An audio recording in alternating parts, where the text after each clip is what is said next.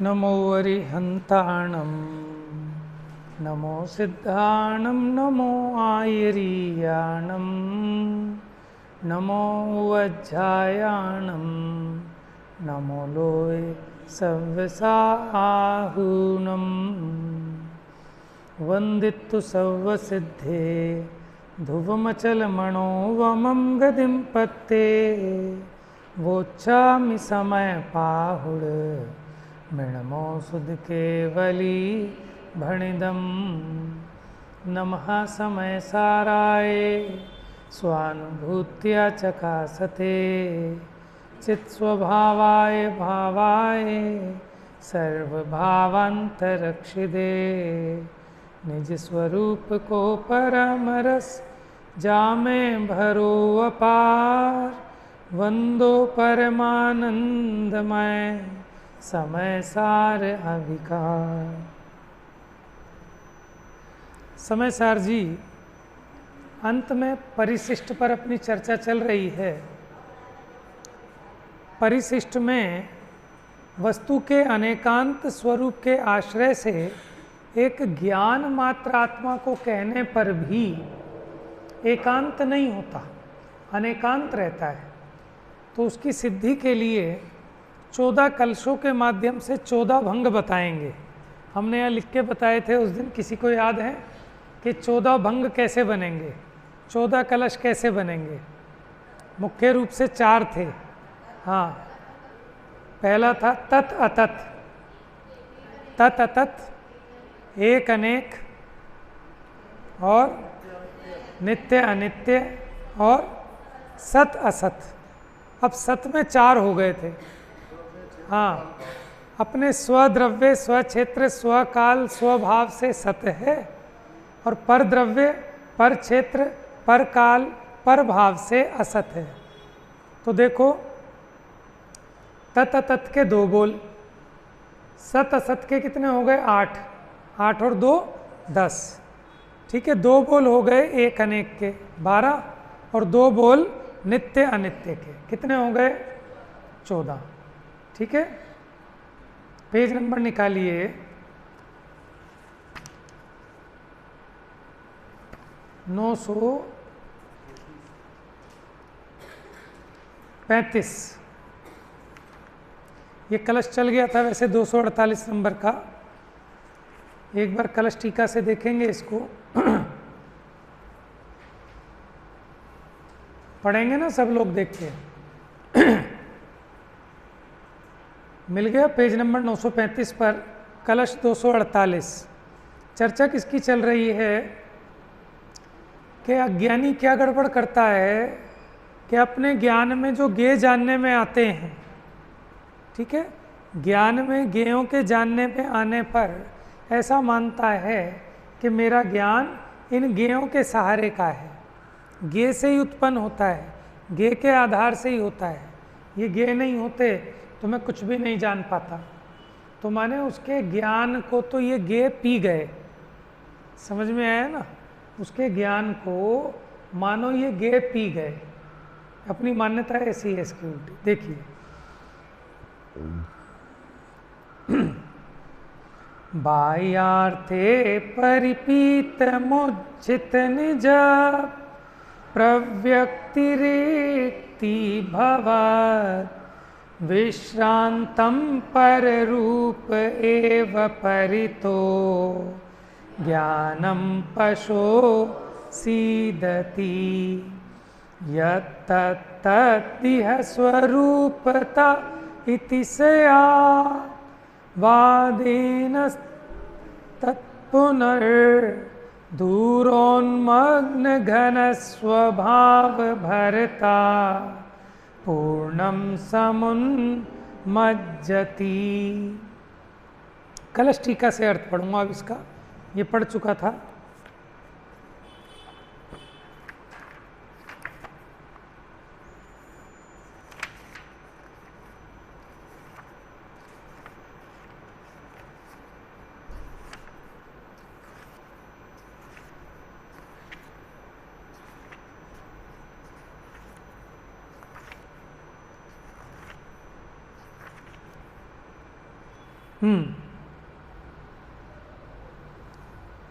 इसमें कुछ विशेष अर्थ है, ध्यान से सुनिएगा आप लोग, आपके पास नहीं है पुस्तक ये वाली।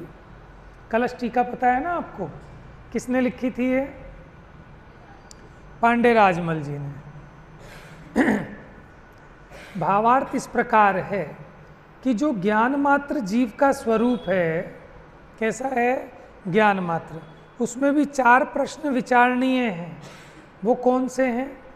एक तो प्रश्न कि ज्ञान ज्ञेय के सहारे का है कि अपने सहारे का। पहला प्रश्न समझ में आ गया? ज्ञान ज्ञेय के सहारे का है कि अपने सहारे का। जैसे अभी हमें परिशिष्ट का ज्ञान हो रहा है, तो बताओ आपको अपने ज्ञान से हो रहा है कि मेरे से हो रहा है? शास्त्र से हो रहा है कि अपने से हो रहा है? कानों से हो रहा है कि अपने से हो रहा है? राग, सुनने का राग है इसलिए ज्ञान हो रहा है कि ज्ञान में जानने की ऐसी शक्ति है इसलिए ज्ञान हो रहा है? बात समझ में आई? अरे सब कैसी बात कर रहे हो? मुझे अगर ये सुनने का राग ना हो तो ज्ञान कैसे होगा? क्या ऐसा नहीं है? ज्ञान ज्ञान की योग्यता से है। किसी को सुनने का राग हो तो भी ज्ञान नहीं होता। तो पहला प्रश्न, ज्ञान ज्ञेय के सहारे का है कि ज्ञान ज्ञान के सहारे का है? माने मजबूती आनी चाहिए इसमें। पहले जब अपने माने निर्णय में ही मजबूती नहीं होगी, पहले तो तर्क से, युक्ति से ये निर्णय होना चाहिए, तभी तो सही भाव वासना होगी। है? देखो अपने आप विचार करना कि अपने को कहाँ कहाँ ऐसा लगता है कि देखो इनने बता दिया, नहीं तो मुझे ज्ञान ही नहीं होता, शास्त्र यहाँ रखा है। ऐसा लगता है कि नहीं लगता है कि भाई साहब आप नहीं बताते मैं तो परेशान रहता? कि लगता है ये अज्ञान है, क्योंकि ज्ञान में जिस ज्ञेय को जानने की योग्यता होती है वो ज्ञेय जानने में आता है। इसमें बताने वाले का उपकार नहीं है, वो तो व्यवहार से कहा जाता है, ठीक है?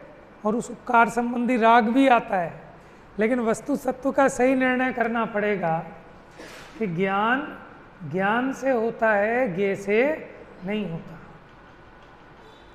दूसरा प्रश्न, ज्ञान एक है कि अनेक है? बताओ, एक है कि अनेक है? एक होने पर भी अनेक है। क्यों? देखो ज्ञान में अनेक ज्ञेय जानने में आ रहे हैं, इस अपेक्षा ज्ञान अनेक भी है। समझ में आया? निश्चय व्यवहार से घटित करेंगे। तीसरा प्रश्न ऐसा है कि ज्ञान अस्थि रूप है कि नास्ति रूप है? हाँ, कोई भी वस्तु अगर सर्वथा अस्थि रूप हो, जैसे मैं अगर सर्वथा अस्थि रूप हूँ तो मैं पने भी हूँ, और मैं रमेश जी पने भी हूँ, मैं नरेश जी पने भी हूँ, मैं सुरेश जी पने भी हूँ, तो फिर तो वस्तु की सत्ता सिद्ध नहीं होगी। कब सिद्ध होगी? कि मैं पने तो हूँ लेकिन पर पने बिल्कुल नहीं हूँ, तो यानी मैं हूँ भी और नहीं भी। बात समझ में आई?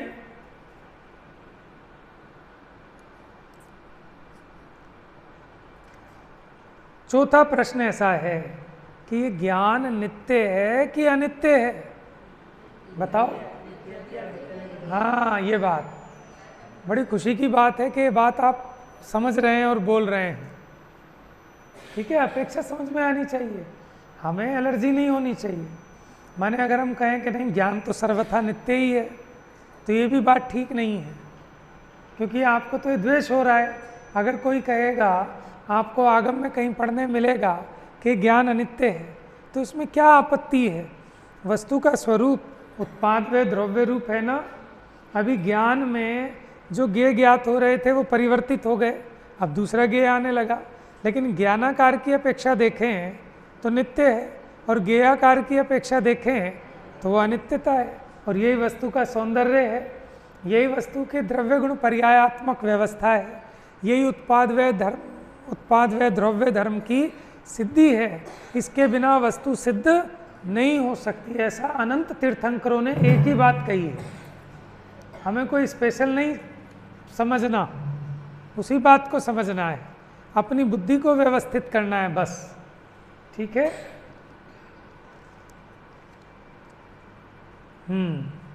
उनका उत्तर इस प्रकार है कि जितनी वस्तु हैं वे द्रव्य पर्याय रूप हैं। कैसी हैं?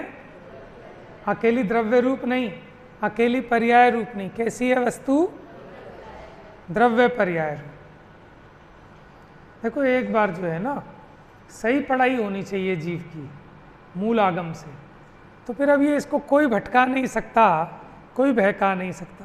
अच्छा ये बताओ, कोई किसी को भटका सकता है क्या? बहका सकता है क्या? क्योंकि ज्ञान तो अपने ज्ञान की योग्यता से होता है, ये तो निमित्त मात्र है। लेकिन व्यवहार से कहने में आता है कि इतने नाना प्रकार के मत चल रहे हैं, इन्होंने भटका दिया।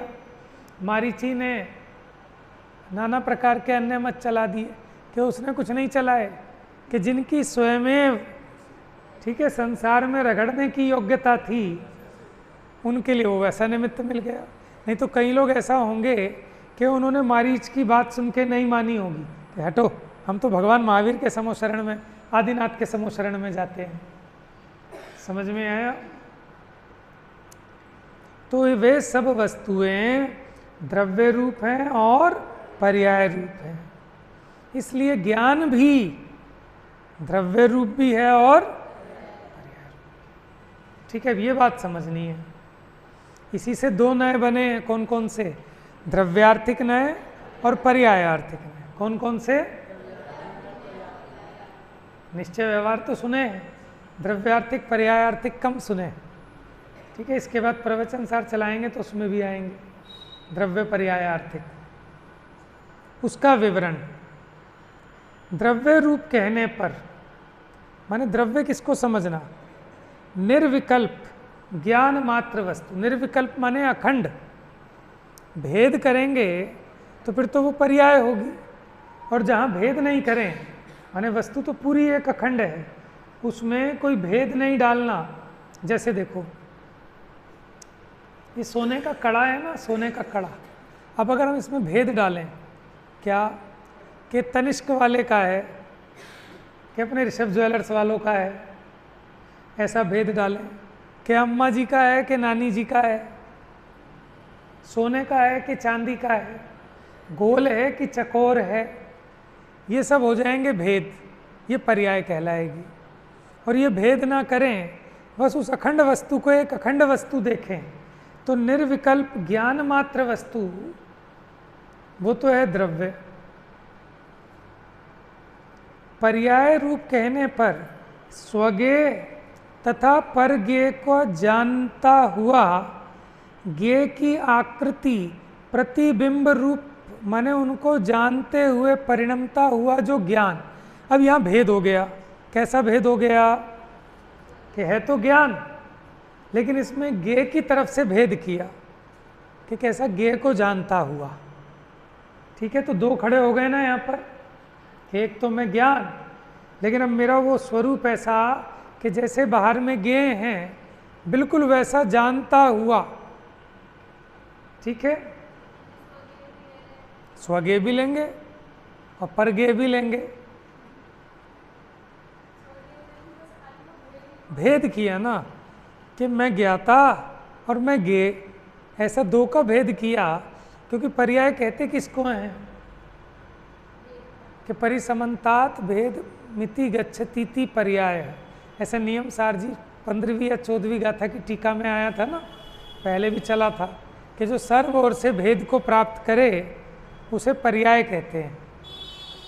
ठीक है, अखंड वस्तु में जब आप भेद डालोगे, डाल नहीं सकते, वस्तु तो भेदात्मक है।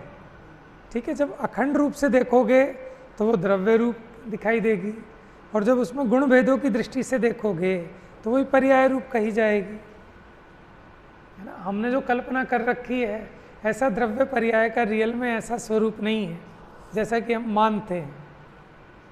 ठीक है, कैसा मानते हैं अब छोड़ो उस बात को, अब जो यहाँ बात चलती है उसको समझने की चेष्टा करो। इसलिए मैं तो कहता हूँ सबकी पढ़ाई एक बार, जैसे ब्राह्मणियाँ पढ़ती हैं ऐसी एक पढ़ाई जरूरी है सबकी, कम से कम बाल बोध से लेके तत्व ज्ञान पाठमाला तक, बस हैं।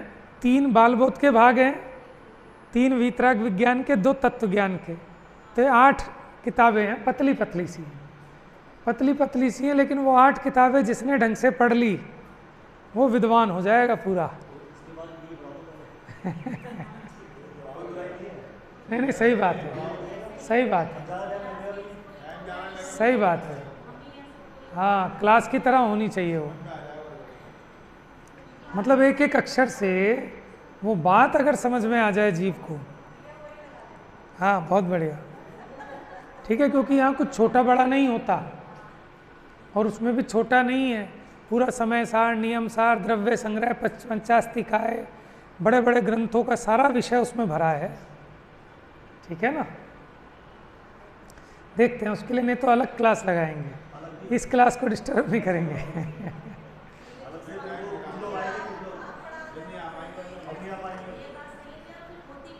हाँ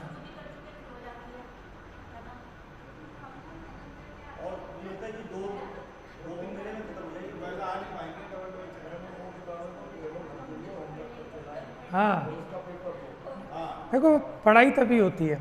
मैं सुबह बच्चियों को भी कह रहा था, वो बच्चियाँ कह रही थी भैया हमने ऐसा पढ़ना है जैसा ये लोग पढ़ते हैं। मैंने कब से चल रहा है समय सार? मैंने कहा लॉकडाउन के पहले से चल रहा है, मतलब 2-2.5 साल तो लगे, 3 साल लगे, ठीक है। नहीं, यहाँ थोड़ी स्पष्टता ज़्यादा होती है ना, वहाँ हम फास्ट ट्रैक पे भागते हैं। वहाँ हमें मान लो अगर ये पूरा समय सार तो कराना नहीं, अभी कोर्स में नहीं, 38 गाथाएँ हैं, तो हमारी कोशिश ये होगी ज़्यादा 15 क्लास में पूरा कर दें एक अधिकार। तो मैंने उन्हें समझाया कि बेटा वो 40 साल सुनते हैं, तो भी वो एक दिन कहें हम 1 घंटा प्रवचन आप करो तो नहीं कर पाएंगे, लेकिन आप माने 40 क्लास भी ले लोगे तो आप उसके बाद विद्वान हो जाओगे, आप पढ़ा सकते हो। समझ में आया? हाँ, असली बात ये है कि पढ़ने से ज़्यादा पढ़ाने में समझ में आता है।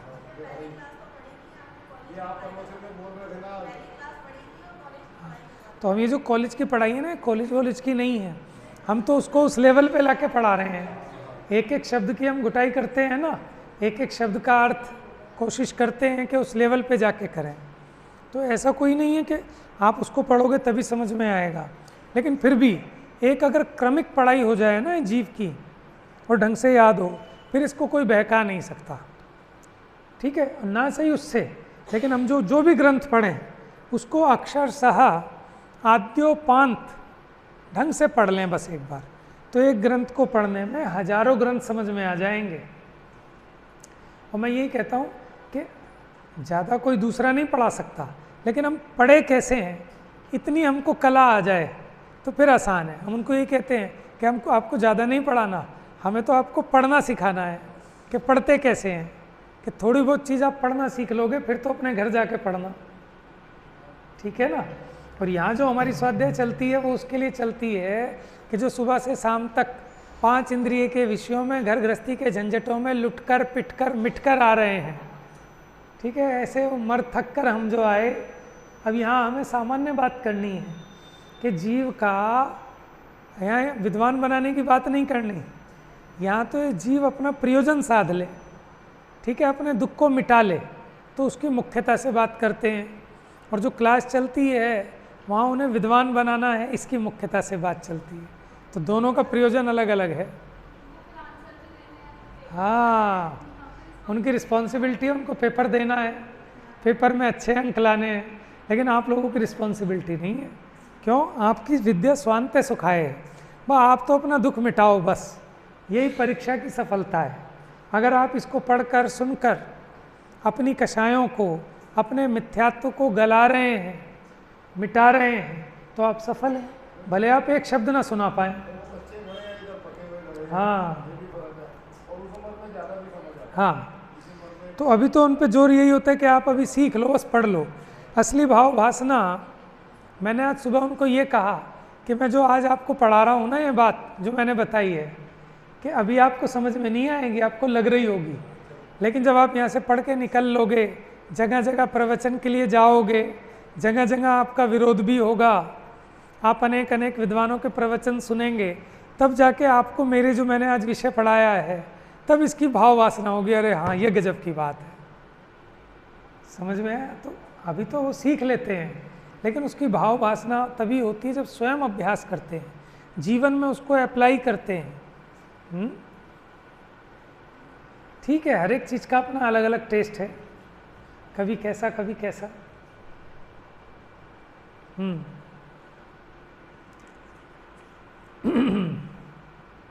तो देखो जितनी वस्तुएं हैं वो द्रव्य रूप और पर्याय रूप है।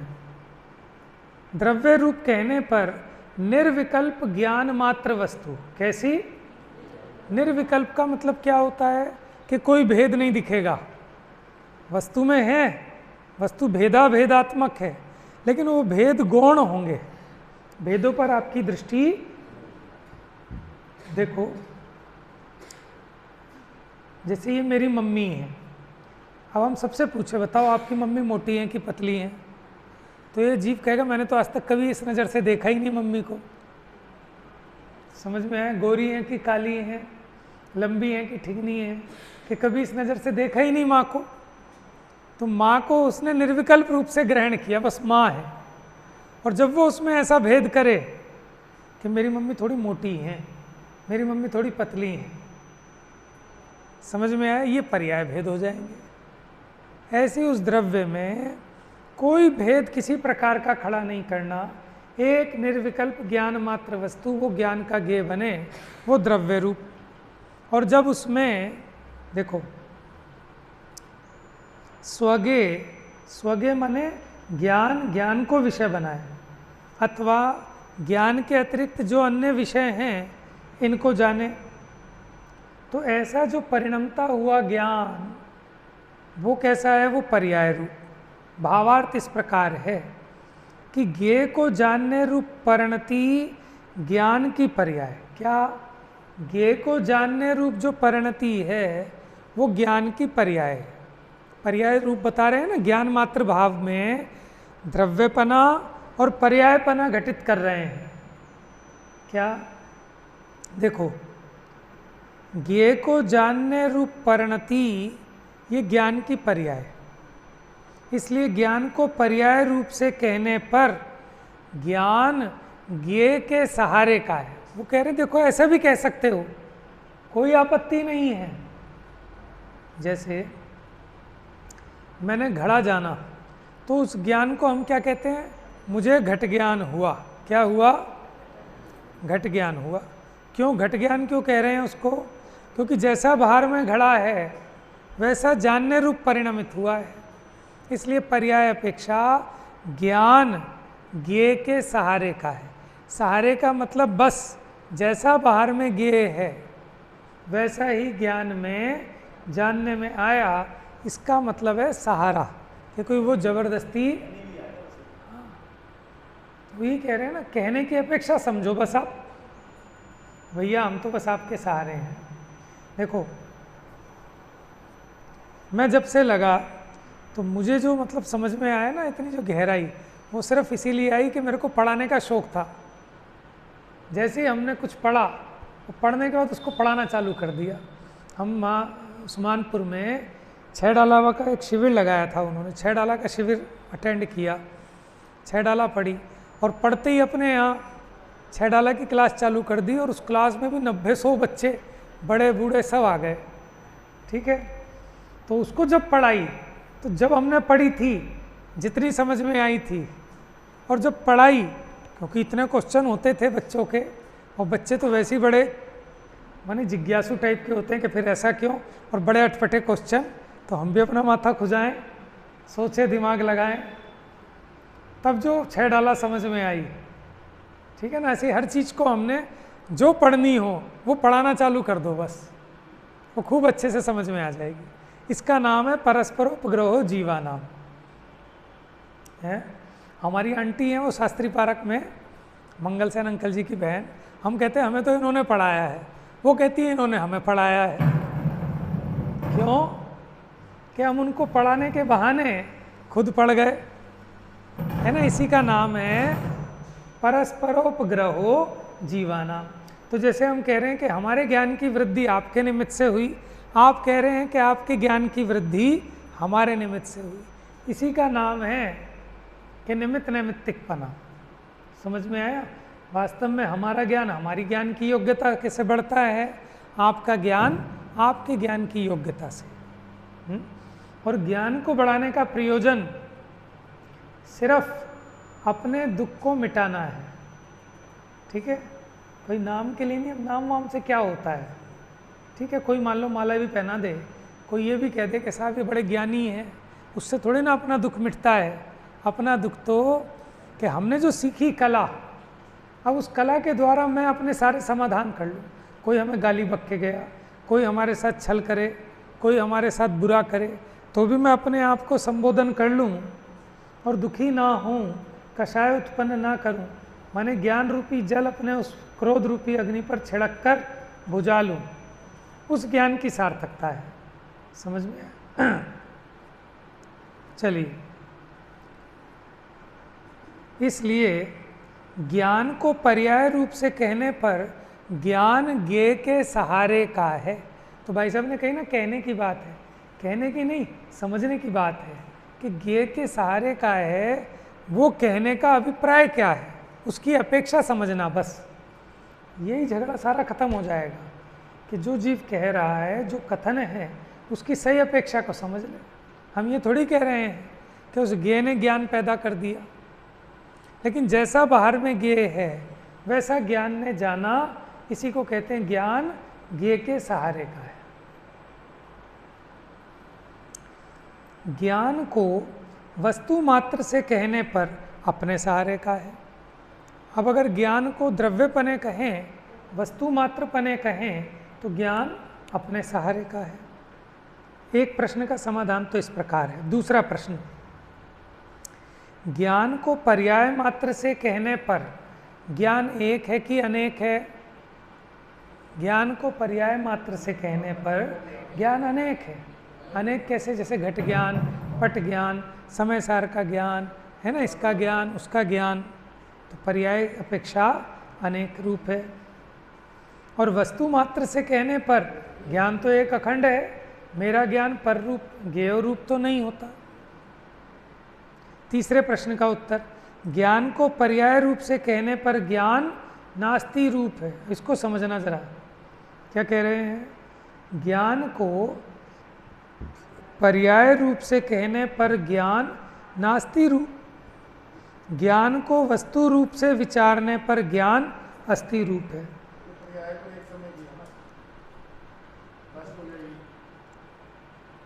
अभी यहाँ इसके लिए आगे पढ़ेंगे, इसका खुलासा आगे, अब जब कलश आएंगे ना, ये अस्थि और नास्ति वाला, उसमें इसका विशेष खुलासा करेंगे। चौथा प्रश्न का उत्तर, ज्ञान को पर्याय मात्र से कहने पर ज्ञान अनित्य है, क्योंकि कभी घट ज्ञान होता है, घट ज्ञान का नाश हो जाता है, पट ज्ञान प्रकट हो जाता है। इस अपेक्षा पर्याय की अपेक्षा ज्ञान अनित्य है। और वस्तु मात्र से कहने पर ज्ञान तो सदा रहने वाला है, नित्य है। ऐसा प्रश्न करने पर ऐसा समाधान करना स्यादवाद इसका नाम है। समझ में? किसका नाम है स्यादवाद? इसका नाम है। वस्तु का स्वरूप ऐसा ही है तथा इस प्रकार साधने पर, कैसे? स्यादवाद से साधने पर वस्तु मात्र सदती है। जो कोई मिथ्या दृष्टि जीव वस्तु को वस्तु रूप है तथा वही वस्तु पर्याय रूप है। जो वस्तु द्रव्य रूप है वही वस्तु, ऐसा नहीं है कि दो पड़खे हैं कि आदि द्रव्य रूप है आदि पर्याय रूप है, या फिर अंदर अंदर से द्रव्य रूप है बाहर बाहर से पर्याय रूप। ऐसे नहीं कि वही वस्तु जो द्रव्य रूप है वही वस्तु पर्याय रूप है।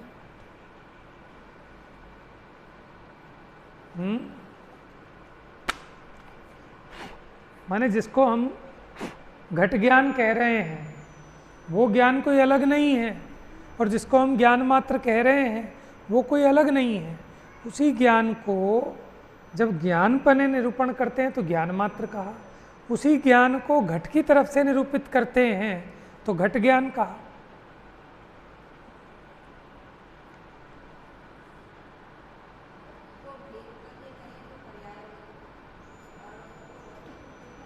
हाँ बिल्कुल। तो जो कोई मिथ्या दृष्टि जीव वस्तु को वस्तु रूप है तथा वही वस्तु पर्याय रूप है ऐसा नहीं मानते हैं, सर्वथा वस्तु रूप मानते हैं अथवा सर्वथा पर्याय रूप मानते हैं। बड़ी कठिन बात कह दी भैया, समझना। अब आइए तो मैं तो कहूँगा, देखो कोई ऐसा मान के बैठे कि मैं तो द्रव्य रूप हूँ, द्रव्य रूप, पर्याय रूप में हूँ ही नहीं, तो अब ये वाली बात कैसे सिद्ध होगी फिर कि कोई मिथ्या दृष्टि अगर ऐसा माने कि मैं तो वस्तु रूप हूँ, माने द्रव्य रूप हूँ, और वही वस्तु पर्याय रूप है ऐसा नहीं मानते कोई मिथ्या दृष्टि। सर्वथा हाँ हाँ, वस्तु तो एक ही है। सर्वथा वस्तु रूप मानते हैं, माने सर्वथा द्रव्य रूप, माने अपने को ये माने कि मैं तो सर्वथा द्रव्य रूप हूँ, पर्याय रूप में होता ही नहीं। ठीक है, ये समय सार जी कह रहा है ये बात, और वो समय सार जी में भी पांडे राजमल जी जो 4 कदम आगे फालतू माने ज़्यादा आकर अध्यात्म कहते हैं, माने जो बात अमृतचंद्र आचार्य ने कही ना, ये उससे भी 4 कदम आगे आके कहते हैं। वो बिना अपेक्षा के कहते हैं, लेकिन ये तो अपेक्षा से कह रहे हैं ना, इसलिए देखो क्या कह रहे हैं, स्पष्ट लिखा है इसमें, सर्वथा वस्तु रूप मानते हैं, वस्तु रूप माने द्रव्य रूप, अथवा सर्वथा पर्याय मात्र मानते हैं, वे जीव एकांतवादी मिथ्या दृष्टि कहे जाते हैं। हाँ, हम ये कहते हैं कि अगर आपको आत्मानुभूति करनी है तो पर्याय रूप को देखना गौण करो, द्रव्य को मुख्य करो, मुख्य गौण की व्यवस्था है। लेकिन ये क्या मान बैठता है कि मैं तो द्रव्य रूप ही हूँ, पर्याय तो बाहर है, मैं पर्याय रूप हुई नहीं। अरे वस्तु तो द्रव्य पर्यायात्मक है, वस्तु तो नित्य अनित्यात्मक है, वस्तु तो एकानेकात्मक है। प्रयोजन की अपेक्षा मुख्य गौण करना वो दोष नहीं, लेकिन सर्वथा ऐसे ही मान बैठे। प्रयोजन पड़ने पर निशाना लगाने के लिए एक आँख को बंद करना कोई दोष नहीं है, लेकिन बंद ही करनी पड़ती है तो फोड़ दो, तो एक आँख नहीं फूटेगी, पूरा व्यक्ति अंधा हो जाएगा। किसी का रिश्ता आया कि कुछ नहीं साहब, बस उनकी एक आँख फूटी हुई है, थोड़ी सी एक आँख, कि एक आँख नहीं फूटी हुई, वो पूरा आदमी अंधा कहलाएगा। क्या कहलाएगा? सॉरी, काणा, मैं गड़बड़ कर गया। अंधा तो उसे कहेंगे कि दोनों आंखें फूट गई, अब वो पूरा ही काणा हो गया, पूरा रिजेक्टेड है। अब वो कैसा, एक ही आंख तो फूटी हुई है कि एक आंख नहीं, तो पूरा रिजेक्टेड हो गया, पूरा काणा कहलाएगा। तो इसलिए ऐसे अपने ज्ञान को फोड़ना नहीं, यह बात कहेंगे। कारण कि वस्तु मात्र को माने बिना पर्याय मात्र के मानने पर पर्याय मात्र भी नहीं सदती है। माने अगर आप वस्तु को द्रव्य रूप ना मानकर एकांत पर्याय रूप माने तो पर्याय किसकी आएगी? जब कोई वस्तु है ही नहीं द्रव्य रूप, तो पर्याय सदती नहीं है, सिद्ध नहीं होती। वहाँ अनेक प्रकार साधन बाधन हैं, अवसर पाकर कहेंगे, आगे आएगी बात। अथवा पर्याय रूप माने बिना, ठीक है, वस्तु मात्र मानने पर, माने अकेले द्रव्य रूप मानने पर भी वस्तु नहीं सदती। क्यों नहीं सदेगी? वो वस्तु मुर्दा हो जाएगी कि जिसमें परिणमन नहीं होगा। वहाँ भी अनेक युक्तियाँ हैं, अवसर पाकर कहेंगे, आगे आएगी बात। इसी बीच कोई मिथ्या दृष्टि जीव ज्ञान को पर्याय मात्र मानता है, वस्तु रूप नहीं मानता है। ऐसा मानता हुआ ज्ञान को ज्ञ के सहारे का मानता है। उसका समाधान कि इस प्रकार तो एकांत रूप से ज्ञान सदता नहीं है, इसलिए ज्ञान अपने सहारे का है, ऐसा कहते। किसको समझा रहे हैं? कि जो एकांतवादी मिथ्या दृष्टि वस्तु को सर्वथा, ज्ञान को सर्वथा पर्याय मात्र ग्रहण करता है और ये कहता है कि ज्ञान तो ज्ञ के सहारे का है, उस एकांतवादी पशु को समझाते हैं क्या? कि ज्ञान अपने सहारे का है। कि क्षणिकवादी है सर्वथा। हाँ, तो एकांतवादी मिथ्या दृष्टि जैसा मानता है कि ज्ञान पर ज्ञेयों के सहारे का है, तो हम उसको खींच के समझाते कि नहीं, ज्ञान अपने सहारे का है। अब ये सर्वथा एकांत ऐसा मान के बैठ जाता है कि ज्ञान अपने सहारे का है। अरे ये उसे समझाया था कि जो एकांत ये मान के बैठा था कि ज्ञान ज्ञेय के सहारे का है, उसको समझाया कि नहीं, ज्ञान ज्ञान के सहारे का है। जो सर्वथा ये पर्याय रूप मान के बैठा था, उसको समझाया कि नहीं, वस्तु द्रव्य रूप है, क्योंकि पर्याय रूप तो तू एकांत मान रहा है। अब वो ये एकांत कर बैठा कि वस्तु सर्वथा द्रव्य रूप। फायदा क्या हुआ? पहले वो पर्यायार्थिक न्याय का एकांत कर रहा था और अब द्रव्यार्थिक न्याय का एकांत कर दिया। तो फिर कैसा माने कि द्रव्य रूप भी है, और तो फिर तो ये उभयाभास हो जाएगा। क्यों कि उभयाभास तब होगा कि जैसा वो पर्यायार्थिक वाला मिथ्या दृष्टि मान रहा था, वो पूरी वस्तु को पर्याय रूप मान रहा था सर्वथा, और ये पूरी वस्तु को सर्वथा द्रव्य रूप। अब इसने क्या कहा? इसने पूरी वस्तु को 50-50% कर लिया, जबकि ऐसा नहीं है। कैसा है कि वही वस्तु किसी अपेक्षा द्रव्य रूप है और वही वस्तु पूरी की पूरी किसी अपेक्षा, जैसे देखो मैं पापा हूँ कि बेटा हूँ, ऐसा कैसे? अब देखो पूरा ही पापा हूँ, 50-50 नहीं कि चलो समझौता कर लें। ये बच्चा कह रहा है कि पापा है और ये बाबा जी कह रहे हैं कि मेरा बेटा है, तो चलो झगड़ा ख़त्म कर लेते हैं, ये आधे पापा हैं और आधे बेटे हैं। ऐसा हो सकता है क्या? ऐसा तो हो ही नहीं सकता। तो पूरे ही पापा हैं और पूरे ही बेटा हैं, और पूरे के पूरे पापा नहीं हैं और पूरे के पूरे बेटा नहीं। अपेक्षा लगानी पड़ेगी कि बाबा ये जो हैं इनकी अपेक्षा पूरे के पूरे बेटे हैं, पापा नहीं हैं, और बेटे की अपेक्षा पूरे के पूरे पापा हैं, बेटे नहीं हैं बिल्कुल भी। बात समझ में आ रही है? तो ये स्यादवाद है। हम एक एकांत को छुड़ाते हैं, आप दूसरा एकांत पकड़ लेते हो, फिर उस एकांत को छुड़ाते हैं, ये एकांत पकड़ लेते हो, और फिर कहते हो कि चलो हम दोनों करेंगे, दोनों एकांत को मिला लेते हो। इसको हो जाता है उभया एकांत, यानी उभयाभास। समझ में आया? तो कैसे समझना कि वस्तु जिस अपेक्षा जैसी है उसे उस अपेक्षा वैसी मानना, ठीक है, और प्रयोजन के हिसाब से मुख्य गौण करना कि कब अपने को पापा कहना है, कब अपने को बेटा समझना है। समझ में आया?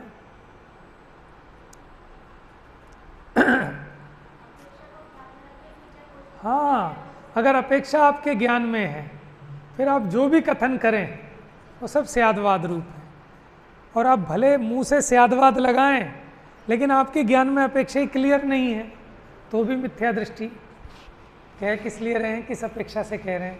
हम कहते तो हैं आत्मा शुद्ध भी है और अशुद्ध भी है, लेकिन आपको पता है कैसे शुद्ध है और कैसे अशुद्ध है? समझ में आया ना? तो ज्ञान में क्लियरिटी होनी चाहिए। तो बड़ा उपयोगी अधिकार है कि सारी भूलें और सारी गांठें सब निकल जाएं, ऐसा ही परिशिष्ट है। और इसीलिए लिखा एकांत को मिटाने के लिए। पहले लिख रहे हैं स्यादवाद की शुद्धि के लिए, क्योंकि उनको भी कहीं ना कहीं लगा कुछ डर कि जीव जो है पंचम काल के कलिकाल के जीव हैं, दुष्ट परिणामी हैं। 100 बार समझाए जाने पर भी अपने मन में जो है ना ऐंठ, उसे नहीं छोड़ते हट को, और उसी का पोषण करते हैं जहाँ तहाँ। बच्चा होता है ना, उसे जैसा समझना हो, मम्मी ने कहा कुछ लेकिन उसका अर्थ वैसा ही निकालता है कि तुमने ही तो कहा था। तो ऐसे ही पंचम काल के जीव हैं, इसलिए इनको और स्पष्ट समझाने की ज़रूरत है ना?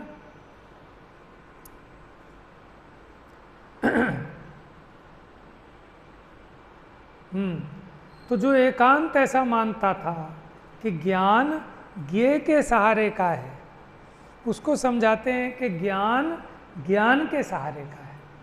ठीक है? एकांतवादी मिथ्या दृष्टि जैसा मानता है कि ज्ञान पर ज्ञेय के सहारे का है, सो ऐसा मानने पर शुद्ध जीव की सत्ता नष्ट होती है, क्योंकि तुमने सर्वथा पर्याय रूप मान लिया। अर्थात अस्तित्वपना वस्तु रूपता को नहीं पाता। अब कोई ये मान के बैठ जाए कि ज्ञान जानता ही नहीं है। अभी हमने दो बातें बताई थी ना, निर्विकल्प वस्तु, निर्विकल्प ज्ञान मात्र वस्तु, वो द्रव्य रूप, ठीक है, और ज्ञेयों जैसे आकार रूप परिणमता हुआ ज्ञान वो पर्याय रूप। अब कोई कहे कि मैं तो द्रव्य रूप हूँ, पर्याय रूप हूँ ही नहीं, तो अगर मैं कहूँगा कि ज्ञान जानता है तो फिर तो ये तो पर्याय रूप हो गई। तो फिर कोई ऐसा मान बैठे कि मैं जानता ही नहीं, तो उसने अपने ज्ञान नेत्र फोड़ लिए। अब अगर वो पर्याय को फोड़ोगे तो द्रव्य बचेगा क्या, बताओ। तो ऐसे वस्तु माने वो वस्तु तो जैसी है वैसी है, उसका निरूपण आप अपने प्रयोजन के हिसाब से करते हैं, लेकिन दूसरी अपेक्षा ज्ञान में ख्याल में रहती है, गौण है, निषेध नहीं है, ठीक है। निशाना लगाने के लिए एक आँख बंद करना, लेकिन फोड़ नहीं देना, क्योंकि कल को इस आँख की भी जरूरत पड़ेगी। ऐसे ये जीव को प्रवचन सार की 114 नंबर की गाथा है कि जीव को वस्तु के द्रव्य अंश को और पर्याय अंश को जानने वाले दो चक्षु हैं, एक का नाम द्रव्यार्थिक, एक का नाम पर्यायार्थिक। समझ में आया? प्रयोजन के हिसाब से एक चक्षु को बंद करके दूसरे चक्षु से देखना, कभी उसको बंद करके इससे देखना, लेकिन उस चक्षु को फोड़ना नहीं है। समझ में आया? देखो, हम ज़्यादा किसी को नहीं समझा सकते, समझ में तो स्वयं आता है। आपको बस एक जिज्ञासा तो लगे कि वस्तु का स्वरूप ऐसा है, समझने लायक है, तो आपको अपने अंदर में लगेगी तो आप खुद पन्ने पलटोगे, नहीं तो पूछोगे, सुनोगे। ये जीव को जिज्ञासा तो लगे। अभी तो ऐसा ठंडा है ये जीव धर्म के नाम पर, तत्व विचार के नाम पर, तो ये कहता है कि सब बैठते तो हैं लेकिन विचार ही नहीं चलता। अरे ऐसा होना चाहिए कि विचार रुके नहीं, क्योंकि इतनी जिज्ञासा, अरे मैं कैसा हूँ, मेरा क्या स्वरूप है, फिर ऐसा क्यों हो रहा है, ठीक है ना। ये तो चलो बिल्कुल ऐसे जीव के हैं जो निकट भव्य हैं, सम्यक्त्व के सन्मुख है, लेकिन और भी नाना प्रकार के विषय हैं कि स्वाध्याय में ऐसा कहा था, हम तो ऐसा समझते हैं, भला विद्वान तो ऐसा कह रहा था, तो ऐसा कैसे। तो फिर क्या खुद खोल के देखेगा कि समय सार की ये टीका उठाऊं कि ये टीका उठाऊं, फिर किसी विद्वान से पूछूं। तो इतना करने को होमवर्क है जीव के पास, लेकिन ये ठंडा है। अरे होगा कुछ, हमें क्या, ये विद्वान अपने आप सुलट लेंगे। माने कोई गोष्ठी हो, अब एक विद्वान कहे आत्मा शुद्ध है, दूसरा कहे अशुद्ध है, बड़ी बहस चले, तो कहेंगे भाई सब सुनो, आप आपस में निपटा लो और जो रिजल्ट हो वो हमें बता देना कि आत्मा शुद्ध है कि अशुद्ध है। अरे बड़े मूर्ख हो, हमें तो पता है कि शुद्ध है कि अशुद्ध है। ये जो हम बहस कर रहे हैं ये आपके लिए कर रहे हैं, क्योंकि जब हम बहस करेंगे, तर्क वितर्क करेंगे, तब आपके ज्ञान के पट खुलेंगे कि जैसा आप शुद्ध मान रहे हो ऐसा शुद्ध नहीं, जैसा आप अशुद्ध माने बैठे हो ऐसा अशुद्ध नहीं। और ये क्या कहता है, तो ऐसा मुझे तो जाना है, और आप दोनों विद्वान हो, बड़े बड़े विद्वान, आप आपस में लड़ झगड़ लो, लास्ट में जो रिजल्ट हो वो हमें बता देना, हम मान लेंगे। आपकी आज्ञा शर्मा थे कि उससे काम नहीं बनता आप, क्योंकि यहाँ भाव भासना का प्रयोजन है। समझ में है? मैं तो ये कहता हूँ, मुझे बड़ा अच्छा लगता है कि जो दो विरोधी विद्वान हो ना, उनको ज़रूर सुनना चाहिए, क्योंकि उससे आपकी बुद्धि खुलेगी। जो चीज़ें आप नहीं सोचते थे, माने जो मेरी बात का विरोध करे उसको ज़रूर सुनना चाहिए, क्योंकि उसी से तो मेरे को जिज्ञासा जगेगी कि फिर ऐसा कैसे, फिर वैसा कैसे। लेकिन हम क्या करते हैं कि जो हमारी काट करे, हमारी बुराई करे, हम उसे सुनना ही नहीं चाहते, है ना। तो फिर ज्ञान कैसे होगा। चलिए समय हो गया, विषय तो बहुत है इसका और ये चलेगा, इसलिए मैं इसको जल्दी भी नहीं खींचना चाह रहा, क्योंकि बड़ा उपयोगी विषय है। और ये घुटाई वाला विषय एक दिन में समझ में आए ऐसा नहीं है ना।